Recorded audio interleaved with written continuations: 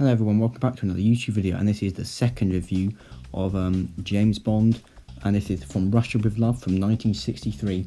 Of course, James Bond was played by Sean Connery, who, it being 1963, would have been 33 years old at the time. However, this is not him right now, this is simply an act from Spectre in planning to kill him, and that man in the blonde hair, the Soviet boy, is Red Grant. Red is in a little hashtag there. And he is played by Robert Shaw, and he did a very, very good job of playing him. And also in the opening scene, we get our first appearance of the lead Soviet-Russian spy agency leader, who we see in the Spy Who Loved Me as well. So I think that was quite a nice early touch. The woman we see there, another Soviet person from the Russians, hence the term Russia with Love, is Rosa Klebb, played by Lottie Liane. I think she is actually British in real life, but anyway, she chooses Red Grant, again played by Robert Shaw, to do the main deeds of this film, simply to kill James Bond. It's as simple as that. It turns out that every world leader in the 1960s who was vaguely Russian wanted James Bond dead.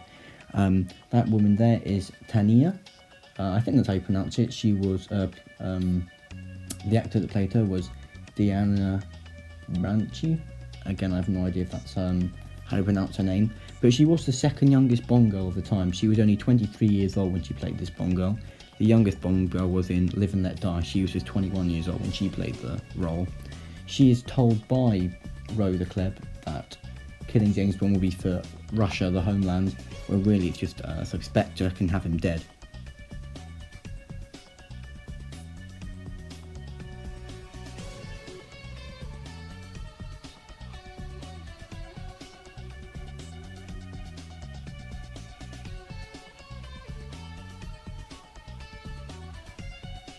So now she knows she must go off and complete the mission, or else she will die.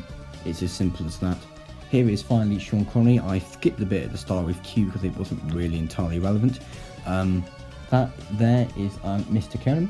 He was played by Pedro Armendariz, who tragically had cancer at the time of recording and later committed suicide in the hospital. So it's actually quite a tragic story. This was his very last film. He only died about 3 or 4 weeks after the film was released. And of course, the suicide manner, which was not very nice at all. Anyway, Mr. Kerem is Turkey, Constantinople, or Istanbul, and he's simply kind of their version of the 007, really. He's similar to Felix Leiter, although Felix Leiter does not appear in this film.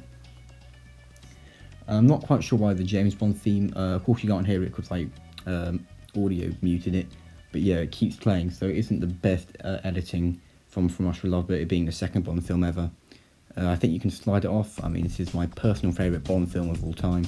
Actually, no, second favourite personal Bond film of all time. The next scene we can see now, Bulgarians and travellers, gypsies, are attacking James Bond and his crew. Not from Spectre or anything, just simply, Bulgarians and attacking gypsies, it being Turkey. I suppose you would kind of expect that, being the Balkans and they're typically fighting. Red Grant does actually kill a baddie who was going to kill James Bond. That was because, of course, he wanted him to die, because Spectre does still need to know vital information from James Bond at this point. Speaking of Spectre, this film definitely does mirror Spectre from the 2015 The 24 Bond film, which we'll get to in about December. So yeah, the train scene, there's also a fight scene coming up, which I also quite like. In this scene, James Bond does not know that Red Grant is a bad person yet. However, he does see him spike the Bond girl Fatina's drink, which he later passes out and nearly dies. However, Red Grant does at the start manage to talk his way out of it by claiming he's simply another agent sent for Bond. However, once he knocks Bond out cold and takes his weapon, James Bond uses the case that Q got him, which I did not show at the start because it wasn't entirely relevant and it's quite a short clip, and with tear gas inside, which you'll see in a moment.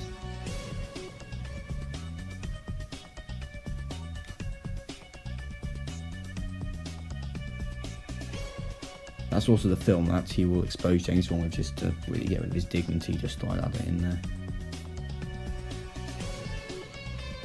Once Red Grant opens the case, a very good fight scene emerges, Nothing too special. I mean, it being the 60s, you can't have any CGI. There's simply arm-to-arm combat and very good special effects. In the end, James Bond, of course, gets the upper hand, and Red Grant, although does try to strangle him with that watch we thought at the beginning, is not successful, and he himself simply dies after getting stabbed in the arm multiple times.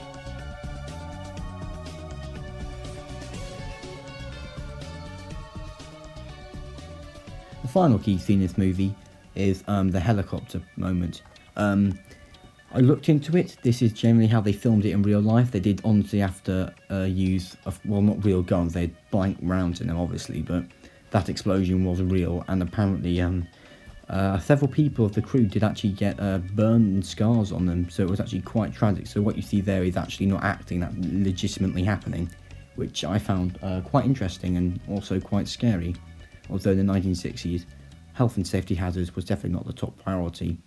So finally they're back in Vienna, in Italy, and everything seems completely fine and the mission is over. However, Rosa Klebb is not quite done with them, and her classic shoe with a spike in it, ready to kill James Bond, is what she's about to use. However, Titina does get the upper hand and decides that she will actually kill her in the end, despite, well, because I think she probably found out by now that it is Spectre. In the novel of From Russia with Love, James Bond does actually get stabbed with the bottom of the shoe, but it isn't seen in this film because, of course, you know, we can't really have a conception of James Bond getting hurt. That's absurd, of course, because it's been, you know, the James Bond timeline. He can't really die.